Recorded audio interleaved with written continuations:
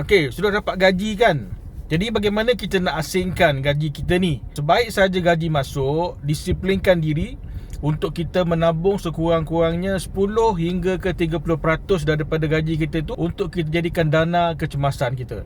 Apabila kita ingin menabung, pilih tempat yang mudah untuk kita lupakan yang kita pernah menabung.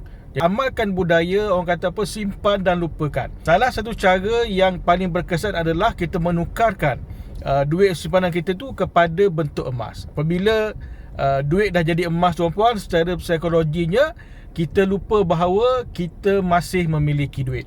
Sebab apa? Sebab emas itu sendiri merupakan wang yang sebenar lah.